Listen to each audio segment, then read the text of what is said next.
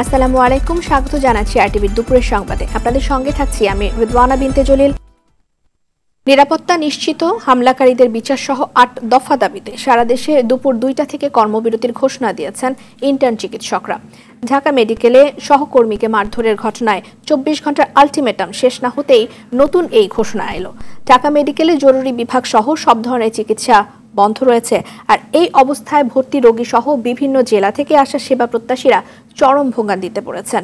Medical কর্তৃপক্ষের আশা রাতের মধ্যে আসামি গ্রেফতার হবে। সুমন তানভীরকে সঙ্গে নিয়ে সাকিবুর রহমানের রিপোর্ট।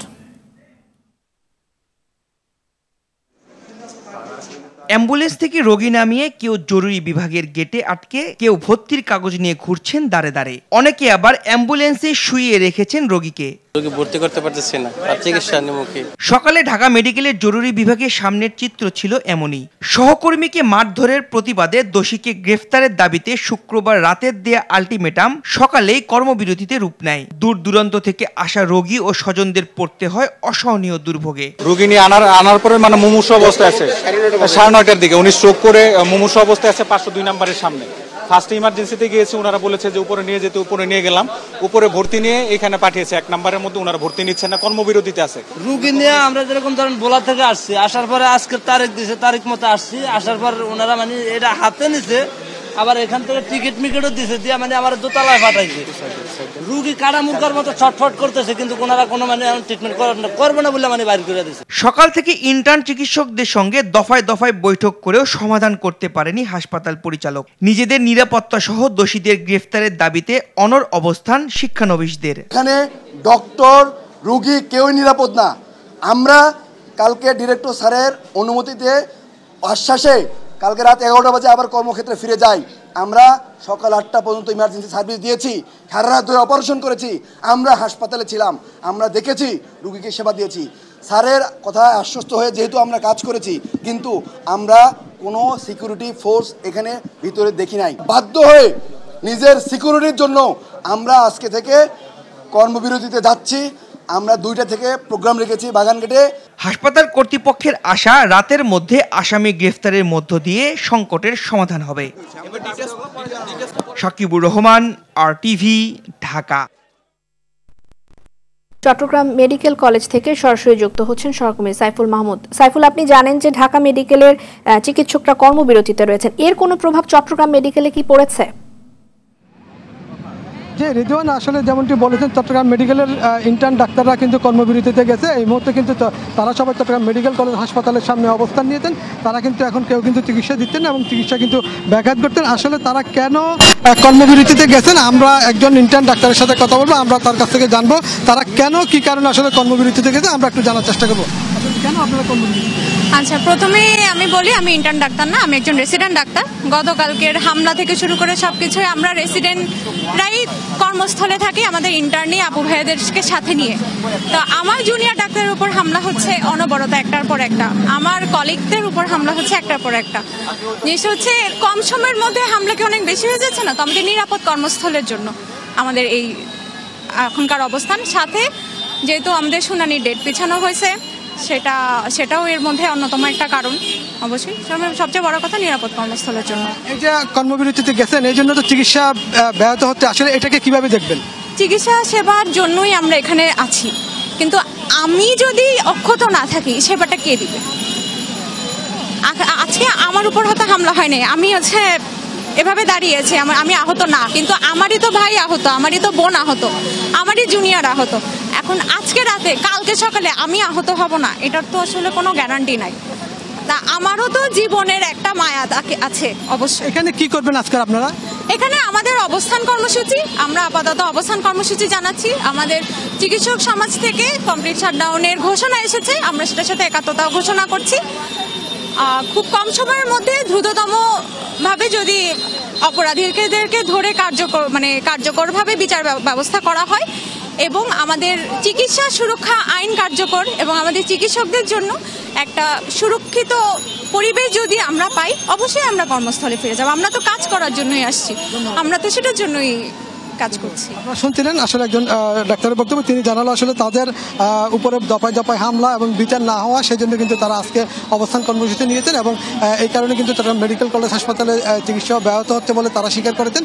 তবে তারা চাচ্ছেন এটা যাতে দ্রুত একটা সমাধান হয়, তারা কিন্তু সেটাই প্রত্যাশা করতেন। শুধু যে এখানে আসলে ইন্টার্ন ডাক্তার না, সব ধরনের ডাক্তাররা কিন্তু এখানে অবস্থান নিয়েছেন এবং তারা এখানে কিন্তু চিটাগাং মেডিকেলের যারা প্রফেসর আছে, ডাক্তার আছে, তারা কিন্তু সবাই কিন্তু এখানে অবস্থান করতেন এবং তারা কিন্তু এখানে তাদের যে অবস্থান কর্মসূচি তারা কিন্তু সেটা পালন করছেন। তবে এটা কবে নাগাদ শেষ হবে সেটা কিন্তু কর্মসূচিটা নিয়ে আমার সাথে সর্বশেষ করছে।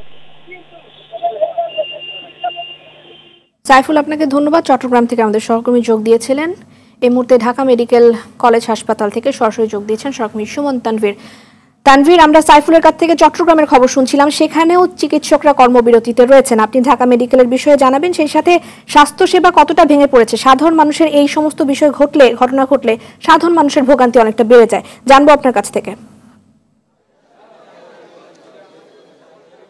দেখেন, আপনার শেষ প্রশ্নটা থেকে আসি, স্বাস্থ্যসেবা কতটুকু চলছে। আসলে সেবা যারা দিবে কিংবা সেবা যারা দিয়ে থাকে, সেই চিকিৎসক যারা, আপনি নিশ্চয়ই আমার পেছনে আপনাকে একটু দেখাই, তাদের এই যে জটলা দেখছেন, তারা কিন্তু সকাল 8টা থেকেই কিন্তু তারা তাদের স্ব জায়গা থেকে সরে এসে তারা কিন্তু এই জায়গায় অবস্থান নিয়েছেন এবং তারা ঘোষণা দিয়েছেন যে এরই মধ্যে আপনি সংবাদে নিশ্চয়ই যেটা জানাচ্ছিলেন যে কমপ্লিট শাটডাউন, অর্থাৎ সারা দেশের অন্যান্য যে মেডিকেলগুলো আছে সেই মেডিকেলগুলোকেও আহ্বান জানানো হয়েছে যে তারা তাদের নিরাপত্তা যতক্ষণ নিশ্চিত না হবে ততক্ষণ কিন্তু তারা তাদের চিকিৎসা সেবা, অর্থাৎ তাদের যেটি কাজ, তাদের যেটি কর্ম, সেই কর্মে তারা ফিরে যাবেন না। এবং কিছুক্ষণ আগে আমরা দেখেছি যে প্রায় 11:30 থেকে 1টা পর্যন্ত কিন্তু যে কনফারেন্স রুমটি আছে, সেই প্রশাসনিক ভবনের কনফারেন্স রুমে কিন্তু যিনি পরিচালক আছেন তার সাথে দীর্ঘক্ষণ কথা হয়েছে, বাকবিতণ্ডা হয়েছে, কিন্তু দিন শেষে আসলে কিন্তু তারা কোনো সমাধানে আসতে পারেননি এবং সেইখান থেকে বের হয়েই কিন্তু এই ঘোষণাটি আসলে আসে, যে ঘোষণাটি আসলেই খুব ভয়ঙ্কর আকারই ধারণ করবে। বিশেষ করে আপনি জানেন যে ঢাকা মেডিকেলে সারা বাংলাদেশ থেকে কিন্তু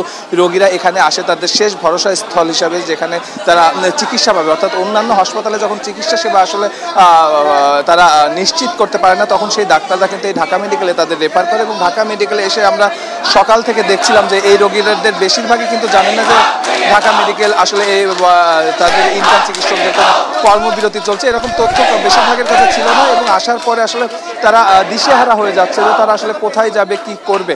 আমরা যে পরিচালক আছেন ঢাকা মেডিকেলের তার সঙ্গে কিন্তু কথা বলেছিলাম, তিনি যেটি বলছেন যে 24 ঘন্টা আলটিমেটামটি দেওয়া হয়েছে, সেই 24 ঘন্টার ভেতরে, অর্থাৎ আজকে রাত 8টায় সেই 24 ঘন্টা শেষ হবে, সেই 24 ঘন্টার ভিতরে যিনি অপরাধী, অর্থাৎ যে দাবিটি কিংবা যে কারণে মূলত তাদের এই বিক্ষোভ, সেই দাবিটি, অর্থাৎ তাদের সহকর্মীকে কালকে যারা মারধর করেছে তাদেরকে গ্রেপ্তার করতে হবে, সেই সঙ্গে সম্পূর্ণ নিরাপত্তা ব্যবস্থা জোরদার করতে হবে। আপনাকে একটু বলে রাখতে চাই, আসলে গতকাল রাতে কিন্তু একটি অ্যাক্সিডেন্ট, দুর্ঘটনার রোগীর মৃত্যুর ঘটনাকে কেন্দ্র করে প্রথম গ্যাঞ্জামের সূত্রপাতটি হয়।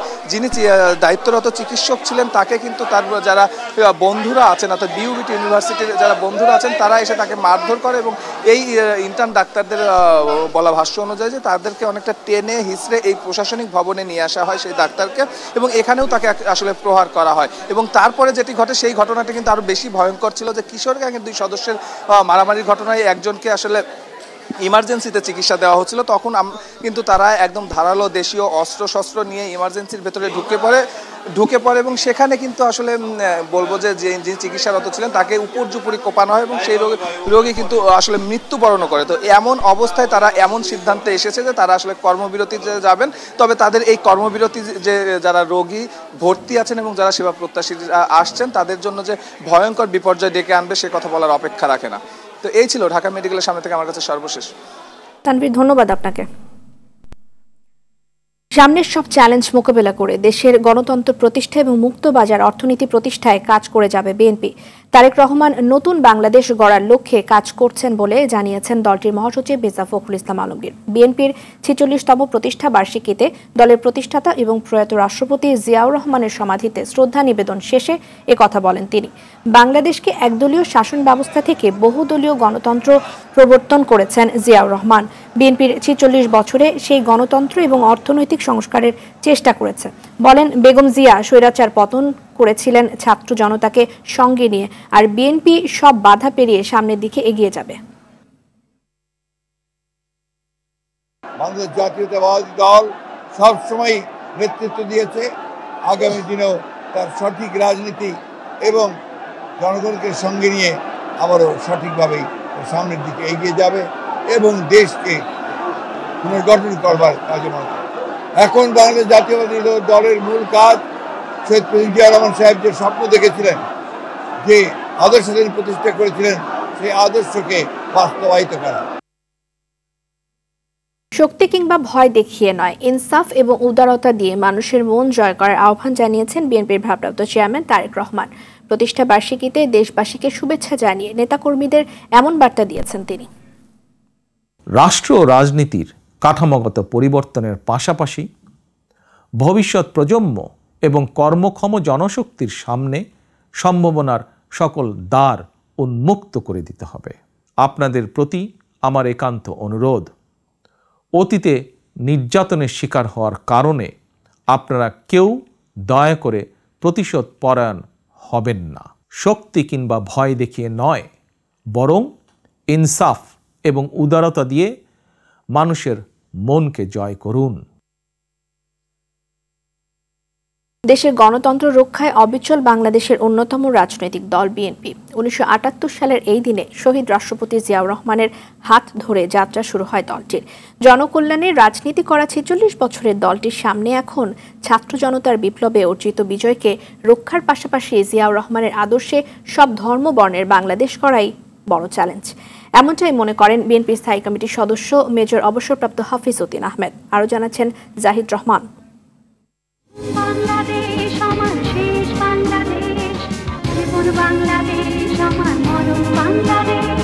1978 সালের 1 সেপ্টেম্বর রমনা রেস্তোরাঁয় আনুষ্ঠানিকভাবে যাত্রা শুরু বাংলাদেশ জাতীয়তাবাদী দল বিএনপির।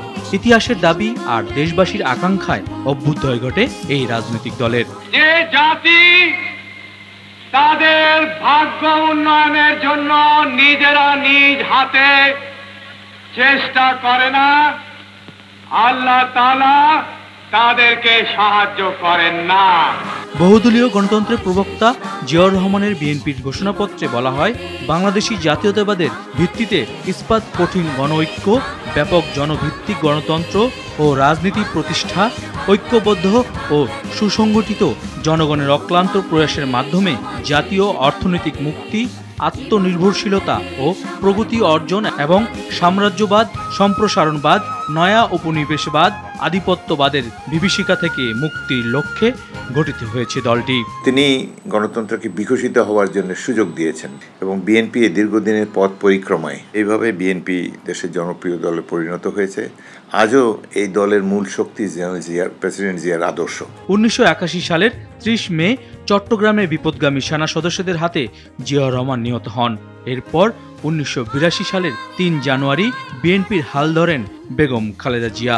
তার নেতৃত্বে এরশাদ পতনের পর 91 সরকার গঠন করে বিএনপি। 96 তার নেতৃত্বে দ্বিতীয় দফায় 45 দিনের ক্ষমতার পর 2001 সালে তৃতীয় দফায় সরকার গঠন করে দলটি। 2007 সালের 11 পট পরিবর্তনে ক্ষমতার বাইরে চলে যায় বিএনপি। প্রতিকূল পরিবেশের মধ্যেও গণতন্ত্র পুনরুদ্ধারে 2008 থেকে স্বৈরাচার শেখ হাসিনা সরকারের বিরুদ্ধে লড়াই চালিয়ে যায় নেতাকর্মীরা। জীবনের হুমকি আসলেও কখনো দমে যায়নি, বরং গুম, খুন, মামলা, নির্যাতনের পরও সব সময় রাজপথে সরব ছিল দলটি। 2018 সালে দুর্নীতির 2 মামলায় বেগম খালেদা জিয়ার সাজা এবং অসুস্থতার পর দলের হাল ধরেন তারেক রহমান। বাংলার মানুষকে সুন্দর জীবন দিতে চালিয়ে যান সংগ্রাম। সবশেষ ছাত্র জনতার লড়াইয়ে ফ্যাসিস্ট সরকারের পতনে দেশে গণতন্ত্র প্রতিষ্ঠায় অন্তর্বর্তী সরকার গঠনের মধ্য দিয়ে অনেকটা সফল বিএনপি। মুক্ত হন আপসী নেত্রী বেগম খালেদা জিয়া। আধুনিক বাংলাদেশ নির্মাণে আসুন আমরা তরুণদের হাত শক্তিশালী করি। দেশের স্বাধীনতা সার্বভৌমত্ব রক্ষায় জনগণকে সাথে নিয়ে আগামীর বাংলাদেশ গড়তে চায় বিএনপি। একটি স্বাবলম্বী স্বনির্ভর বাংলাদেশ গড়ে তোলাই বিএনপির জন্য বড় চ্যালেঞ্জ। দৃঢ়ভাবে 100% আমরা জিয়াউর রহমানের পথে পথ চলতে চাই। অবাধ সুষ্ঠু নির্বাচনের মাধ্যমে জনগণের ক্ষমতা জনগণের হাতে ফিরে আসবে এবং সেই নির্বাচন বিএনপির জন্য বড় চ্যালেঞ্জ বলে মনে করে দলটি। তারুণ্যের জন্য একটি নিরাপদ ভবিষ্যৎ আমরা গড়তে পারবো ইনশাআল্লাহ। জাহিদ রহমান, RTV, ঢাকা। আইডিয়াল কলেজের প্রথম বর্ষের ছাত্র খালিদ হাসান সাইফুল্লাহ হত্যা মামলায় সাবেক ডেপুটি স্পিকার শামসুল হক টুকু, ক্রীড়া উপমন্ত্রী আরিফ খান জয় এবং চট্টগ্রাম বন্দরের সাবেক চেয়ারম্যান অবসরপ্রাপ্ত রিয়ার অ্যাডমিরাল মোহাম্মদ সোহাইলের 3 দিনের রিমান্ড মঞ্জুর করেছেন আদালত। এছাড়া রাজধানীর আদাবরে পোশাক শ্রমিক রুবেল হত্যা মামলায় আওয়ামী লীগের সাংগঠনিক সম্পাদক আহমদ হোসেন এবং ঢাবি ছাত্রলীগের সাধারণ সম্পাদক তানভীর হাসান সৈকতের 3 দিনের রিমান্ড মঞ্জুর করেছেন আদালত। সকালে ঢাকার মেট্রোপলিটন ম্যাজিস্ট্রেট মইনুল ইসলামের আদালত শুনানি শেষে এই রিমান্ড মঞ্জুর করেন। সকাল 6:30টার দিকে আসামিদের আদালতে হাজির করা হয়। সাবেক মৎস্য এবং প্রাণী সম্পদ মন্ত্রী সমর রেজাউল করিম এবং সাবেক শ্রম প্রতিমন্ত্রী মুন্নুজান সুফিয়ানের বিরুদ্ধে ক্ষমতার অপব্যবহার, অবৈধ সম্পদ অর্জনের বিষয়ে অনুসন্ধানের সিদ্ধান্ত নিয়েছে দুর্নীতি দমন কমিশন।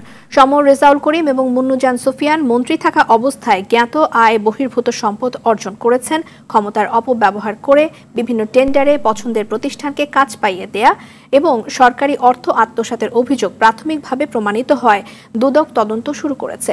এর আগে হত্যা মামলা সহ পিরোজপুরে ব্যবসা প্রতিষ্ঠানে অগ্নিসংযোগ এবং লুটের অভিযোগে সাবেক মন্ত্রী সমর রেজাউল করিমের বিরুদ্ধে একাধিক মামলা হয়েছে।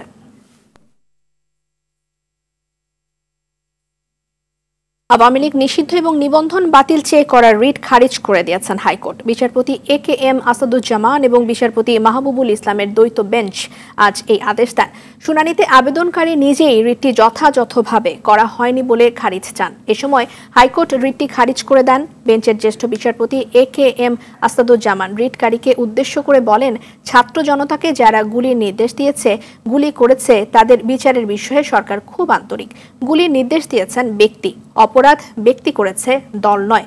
ছাত্র জনতাকে নির্বিচারে হত্যার দায়ে বাংলাদেশ আওয়ামী লীগকে নিষিদ্ধ এবং নিবন্ধন বাতিল চেয়ে হাইকোর্টে গেল সপ্তাহে রিট করা হয়। মানবাধিকার সংগঠন সারনা সোসাইটি রিটটি করে। রাজনৈতিক দল হিসেবে বাতিল হওয়া নিবন্ধন ফিরে পেতে সুপ্রিম কোর্টের আপিল বিভাগে খারিজ হওয়া আপিলটি পুনরুজ্জীবিত করার আবেদন করেছে জামায়াত। রোববার দলটির আইনজীবী মোহাম্মদ শিশির মনির বলেন, ডিসমিস ফর ডিফল্ট হিসেবে খারিজ হওয়া আপিলটি পুনরুজ্জীবিত করতে আপিল বিভাগের চেম্বার আদালতে আবেদন করা হয়েছে। এর রিট আবেদন নিষ্পত্তি করে 2013 সালের 1 আগস্ট জামায়াতের নিবন্ধন বাতিল এবং অবৈধ ঘোষণা করে রায় দেন হাইকোর্ট। বিশ্ববাজারের সঙ্গে সামঞ্জস্য রেখে আজ থেকে নতুন দামে বিক্রি হচ্ছে সব ধরনের জ্বালানি তেল। পেট্রোল আর অকটেনে লিটার প্রতি কমেছে 6 টাকা আর কেরোসিন ও ডিজেল কমেছে 1 টাকা 25 পয়সা। সেই হিসেবে প্রতি লিটার ডিজেল এবং কেরোসিনের দাম 106 টাকা 75 পয়সা থেকে হয়েছে 105 টাকা 50 পয়সা।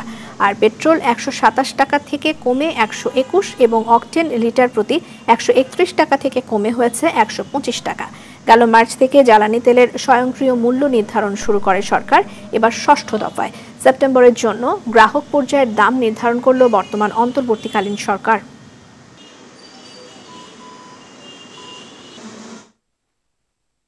ধীর গতিতে কমছে বন্যার পানি, এতে ভেসে উঠছে ক্ষয়ক্ষতির চিত্র। দুর্গত এলাকায় ছড়িয়ে পড়ছে পানিবাহিত নানান রোগ। খাবার এবং বিশুদ্ধ পানির তীব্র সংকটে রয়েছেন বানভাসীরা। পানি কমতে থাকলেও ফেনীতে দুর্ভোগে আছে মানুষ। দুর্গত এলাকায় ছড়িয়ে পড়ছে ডায়রিয়া সহ পানিবাহিত নানা রোগ। গেল কয়েকদিন ধরে বৃষ্টি না হওয়ায় লক্ষ্মীপুরে কমছে বন্যার পানি। এতে আশ্রয় কেন্দ্র থেকে বাড়ি ফিরছেন দুর্গতরা। পানিবাহিত নানা রোগ আক্রান্ত হচ্ছেন শিশু এবং বয়স্করা। নোয়াখালীতে এখনও পানিবন্দী আছে লাখো মানুষ। কুমিল্লায় গোমতী নদীর পানি স্বাভাবিক উচ্চতায় প্রবাহিত হচ্ছে। এতে বুড়িচং, ব্রাহ্মণপাড়া উপজেলার পানি কমে বন্যা পরিস্থিতির উন্নতি হচ্ছে।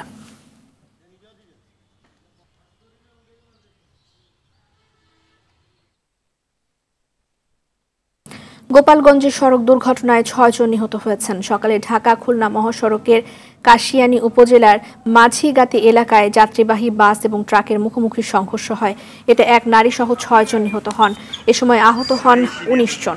পুলিশ জানায় খুলনা থেকে ছেড়ে আসা ঢাকাগামী ইমাদ পরিবহনের একটি বাসের সঙ্গে বিপরীত দিক থেকে আসা ট্রাকের মুখোমুখি সংঘর্ষ হয়। এতে ইমাদ পরিবহনের বাসটি দুমড়ে মুচড়ে পাশের খাদে পড়ে যায়। এতে ঘটনাস্থলেই 5 জন এবং হাসপাতালে নেওয়ার পর আরও একজন মারা যান। নিহত ব্যক্তিদের মধ্যে 4 জনের পরিচয় জানা গেছে। তারা হলেন খুলনার সামাদ আলী, তানিয়া আফরোজ, সাকিবুর রহমান এবং গোপালগঞ্জের রইচ শেখ।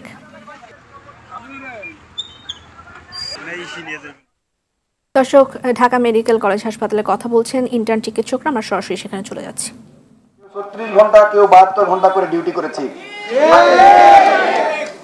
আপনারা আরো জানেন যে আমরা শুধু ডিউটি করেই শেষ না, মানবিকতার দিক চিন্তা করে আমরা নিজের পকেট থেকে ছাত্রদেরকে ওষুধ দিয়েছি, কাউকে খাবার দিয়েছি, কাউকে স্যালাইন দিয়েছি, কাউকে রক্ত দিয়েছি, নিজের শরীরে রক্ত দিয়েছি। আমরা আসলে বাংলাদেশের নাগরিক। We are Bangladesh, we are doctor. আমাদের তো এখানে আজকে আসার কথা ছিল না। আপনারা আমাদেরকে যদি সুরক্ষা দিতে পারতেন, পুলিশ প্রশাসন যদি আমাদেরকে সুরক্ষা দিতে পারতো, তাহলে আজকে আমরা এখানে আসতাম না, আমরা ইমার্জেন্সি সার্ভিস দিতাম। গতকালকের যে ঘটনা, সেই ঘটনার লোমহর্ষক বর্ণনা করার জন্য আমাদের এই কলিগ ডক্টর শাহনেওয়াজ ভাইকে একটু অনুরোধ করছি, এটা বর্ণনা করবেন। ধন্যবাদ ডক্টর আহাদ। আমি ডক্টর মোহাম্মদ শাহনেওয়াজ বিশ্বাস, আমি নিউরোসার্জন, আমি রেজিস্ট্রার হিসেবে নিউরোসার্জারি ডিপার্টমেন্টে আছি। ধন্যবাদ সাংবাদিক ভাইয়েরা, ধন্যবাদ আমাদের যে ডক্টর আছে এবং অন্যান্য হেলথ সেক্টরে যারা আছে। আসলে খুবই দুঃখজনক আজকে আপনাদের সামনে আমরা উপস্থিত হয়েছি।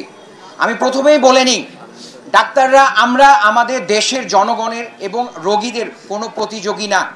আমরা তাদের ডাক্তার, আমরা তাদের সহযোগী, আমরা তাদের ব্যথায় সমবেদনা জানাই। অত্যন্ত দুঃখের সাথে বলতে হয় যে গতকালকে আমাদের নিউরোসার্জারি ডিপার্টমেন্টের 201 নম্বর ওয়ার্ড বিকেলে অ্যারাউন্ড 3টা, সাড়ে তিনটা হবে। এ সময় কিছু দুর্বৃত্ত, ছাত্রধারী কিছু দুর্বৃত্ত আমাদের 201 নম্বর ওয়ার্ডের ভেতরে ঢোকে। সেখানে এমার্জেন্সি রোগীর অপারেশন করার জন্য ডক্টর মাশরাফি অপারেশন থিয়েটারে ছিল। তাকে দুর্বৃত্তরা টেনে হিচড়ে বের করে এবং তাকে প্রহার করে। ডক্টর মাশরাফিকে সেভ করার জন্য ডক্টর ইমরান খুবই সিনসিয়ার একজন পোস্ট গ্র্যাজুয়েট ট্রেইনি, যে যদি তার যেদিন অ্যাডমিশন রোগী ভর্তি হয়, শনিবারে ইমরান হসপিটালে আসে, রবিবার সন্ধ্যায় চলে যায়, কোনো ফ্যামিলি লাইফ নেই, একটানা কাজ করে। এবং এটা শুধু ডক্টর ইমরানের ঘটনা না, প্রতিটা ট্রেইনি ডক্টর, প্রতিটা নিউরোসার্জন, প্রতিটা অর্থোপেডিক সার্জন, প্রতিটা ক্যাজুয়ালিটি সার্জন এইভাবেই সেবা দিয়ে থাকে। এবং বৈষম্য বিরোধী আন্দোলনের ক্ষেত্রে এই সেবার মান আরো অনেক বেড়ে গেছে। যেটা বলছিলাম যে ডক্টর মাশরাফিকে সেভ করার জন্য ডক্টর ইমরান ছুটে যায়, তখন দুর্বৃত্তরা ডক্টর ইমরানের উপরে প্রথমে ভার্বালি হ্যারাস করে। এইটা দেখে আমি পাশের অপারেশন থিয়েটার ক্যাথ ল্যাবে ছিলাম, আমি একজন নিউরোসার্জন, আমি ওদের চেয়ে একটু সিনিয়র, আমার দায়িত্ববোধ থেকে তাদেরকে সেভ করার জন্য এগিয়ে গিয়েছিলাম। তখন পুরো আক্রোশটা আমার উপর চলে আসে, তারা আমাকে ভার্বালি এবং ফিজিক্যালি হ্যারাস করতে থাকে। ইতিমধ্যে যেহেতু 40 জনের মতো হবে, 30-40 জন, একটা গ্রুপ ডক্টর ইমরানকে 201 নম্বর ওয়ার্ডের ভেতরে সিসিটিভি ক্যামেরা অফ করে তাকে বেধড়ক মারপিট শুরু করে এবং 201 নম্বর ওয়ার্ড থেকে টেনে হিচড়ে মারতে মারতে ডাইরেক্টর রুমে নিয়ে আসে, যেটা 201 নম্বর ওয়ার্ড থেকে ডিস্টেন্স প্রায় 200 মিটার বা 250 মিটারের মতো। সবগুলো রোগীর সামনে দিয়ে একজন ডক্টরকে মারতে মারতে, বেধড়কভাবে, নৃশংসভাবে মারতে মারতে ডাইরেক্টর রুমে আসে। শুধু সেখানেই ক্ষান্ত হয় না, ডাইরেক্টর রুমে চেয়ারে বসিয়ে তাকে ফিজিক্যালি এবং ভার্বালি টর্চার করতে থাকে। এবং আমাকে 201 নম্বর ওয়ার্ড থেকে আমাকেও টেনে ডাইরেক্টর রুমে নিয়ে আসা হয়। যেহেতু আমি ওদের দুজনের মধ্যে সিনিয়র ছিলাম, আমার কাছে তাদের দাবি দেওয়া পেশ করে যে তাদের রোগী মারা গিয়েছে, এখানে কার ভুল ছিল তদন্তাধীন একটা বিষয়। এখানে ডাক্তারকে আগে খুনি বানানো হয়েছে, ডাক্তারকে অ্যাসল্ট করা হয়েছে এবং যে ডাক্তারকে মারা হয়েছে তারা এই ঘটনার সাথে কোনোভাবেই সম্পৃক্ত না, যে রোগী মারা গিয়েছে তার সাথে কোনোভাবেই সম্পৃক্ত না। এটা জেনেও তাদের উপর অত্যাচার করেছে, আমাদের উপর অত্যাচার করেছে। ডাইরেক্টর রুমে অ্যাসিস্ট্যান্ট ডিরেক্টর ডক্টর সামাদ ভাইয়া যখন এসেছেন ডাইরেক্টরের কথায়, এখানে একটু বলে রাখি, যখন ডক্টর ইমরানকে মেরেছে তখন মানে এত বেধড়ক মেরেছে, আমি আমার department head professor Shafiqul Islam স্যারকে বলেছি, স্যার ডক্টর ইমরান মারা যাবে যদি প্রশাসনের কেউ না আসে। তাহলে কি পর্যায়ে তাকে মারতে হয়েছে আমি নিজেই অবাক হয়ে গেছি। আমি জীবনে কখনো ফেস করি নাই। ঢাকা মেডিকেলের মতো সবচেয়ে বড় প্রতিষ্ঠান, যেখানে পুরো বাংলাদেশের সব জেলা উপজেলা ইউনিয়ন পরিষদ থেকে রোগী আছে, সেখানে এরকম একটা ঘটনা হয়েছে। কতটা মর্মান্তিক একটা বিষয়। ডক্টর ইমরানকে যখন ডাইরেক্টর রুমে আনা হয়, ডক্টর সামাদ ভাই আসে, তখন পুরো আক্রোশ ডক্টর সামাদ ভাইয়ের উপরে গিয়ে পড়ে। এবং যত দুর্বৃত্তধারী ছিল, এখানে সবাই যে খারাপ ছিল তা না, 2-3 জন ছিল তারা অনেক সোবার ছিল, তারা আমার কথায় শান্ত হয়েছে, কিন্তু বাকি যারা 30-35 জন ছিল তাদের আচরণে কোনো পরিবর্তন হয়নি। এবং তারা নিজেদেরকে Bangladesh university of business and technology, beauty বলা হয়, বিউবিটি, তাদের নিজেদেরকে তারা ওই ইউনিভার্সিটি স্টুডেন্ট দাবি করে, শিক্ষক দাবি করে, যেটা টোটালি তাদের অ্যাটিটিউড থেকে আনবিলিভেবল, কখনোই মনে হয় নাই। কিন্তু দুঃখজনক, অত্যন্ত দুঃখজনক ভাবে তারা এই কাজগুলো করে। ডাইরেক্টর রুমে এসে অ্যাসিস্ট্যান্ট ডিরেক্টর সামাদ ভাইয়ের সাথে তারা হ্যারাস করে, এবং একটু পরে ডাইরেক্টর স্যার আসেন। যদি ডাইরেক্টর স্যার আরও দেরি করতেন তাহলে ডক্টর সামাদ ভাই হয়তো সেখানে বেঁচে থাকার মতো অবস্থায় থাকতেন না। এবং এই ঘটনার পরিপ্রেক্ষিতে আমরা কনফারেন্স রুমে, ডাইরেক্টর রুমে তো আরও ঘন্টার পর ঘন্টা হ্যারাসমেন্ট চলতেই থাকে। সিসিটিভি ক্যামেরা ফুটেজগুলো ডিলিট করা হয়েছে, আমরা যেটা খুঁজে পাইনি। কনফারেন্স রুমে আমরা দফায় দফায়, এখানে এই তিনটা গ্রুপ মানে অন্যভাবে নিয়ে না গ্রুপিংটা, অন্যভাবে জাস্ট 3টা দল। একটা হচ্ছে আমরা ডক্টররা ছিলাম, প্রশাসন ছিল, একটা গ্রুপ ছিল সমন্বয়কারীতে বেশ কয়েকজন প্রতিনিধি আমাদের এখানে ছিল, এবং বিওবিটির স্টুডেন্ট, তাদের ভিসি এবং চেয়ারম্যান ছিলেন। এই 3টা গ্রুপের মধ্যে আমাদের সব সময় মানে কয়েকবার কনফারেন্স রুমে প্রায় রাত 10টার উপর পর্যন্ত আলোচনা হয়। একটা ইন্টার্ন চিকিৎসকরা কথা বলছিলেন ঢাকা মেডিকেল কলেজ হাসপাতাল থেকে, আমরা সরাসরি সেটি শুনছিলাম। রাজধানীর বাজারগুলোতে চাঁদাবাজির ব্যাপারে উপদেষ্টা সহ সংশ্লিষ্টদের কাছে তথ্য তুলে ধরা হবে বলে জানিয়েছেন জাতীয় ভোক্তা অধিকার সংরক্ষণ অধিদপ্তরের মহাপরিচালক AH শফিকুজ্জামান। নিত্য প্রয়োজনীয় দ্রব্যমূল্য স্থিতিশীল এবং সরবরাহ স্বাভাবিক রাখার লক্ষ্যে সকালে কাউরান বাজার ব্যবসায়ী সমিতি, সংশ্লিষ্ট পাইকারি এবং খুচরা ব্যবসায়ীদের সাথে মতবিনিময় সভায় কথা বলেন তিনি। বলেন, রাজধানীর কাউরান বাজারে চাঁদাবাজি হলে ব্যবস্থা নেওয়া হবে। 5 অগস্টের আগের মতো এখনও চাঁদাবাজি হচ্ছে বলে জানান সাধারণ ব্যবসায়ীরা। সব ধরনের হয়রানি বন্ধ করে বাংলাদেশ মানবাধিকার কমিশনের নিবন্ধন ফেরত দিতে আহ্বান জানিয়েছে সংস্থাটির নেতারা। বাংলাদেশ মানবাধিকার কমিশনের মহাসচিব ডক্টর সাইফুল ইসলাম দিলদারের মুক্তি এবং মানবাধিকার কর্মীদের নামে মিথ্যা মামলা প্রত্যাহারের দাবিতে দুপুরে জাতীয় প্রেস ক্লাবে আয়োজিত সংবাদ সম্মেলনে এই আহ্বান জানান তারা। সংবাদ সম্মেলনে বক্তব্য দেন বাংলাদেশ মানবাধিকার কমিশনের সভাপতি engineer Kazi Rezaul Karim, senior deputy governor Aktaruzzaman Babul, deputy governor Mustaq Ahmed Bhuiyan সহ অনেকে। এ সময় জাতীয় মানবাধিকার কমিশনের চেয়ারম্যানকে অপসারণ করে যোগ্য ব্যক্তিকে নিয়োগের আহ্বান জানান বক্তারা। দুপুরের সংবাদ এ পর্যন্তই। সবশেষ সংবাদ জানতে যে কোনো মোবাইল ফোন থেকে 24141 নাম্বারে ডায়াল করুন। জেলার সংবাদ বিকেল 4:45টায় দেখার আমন্ত্রণ রইল। ধন্যবাদ সবাইকে।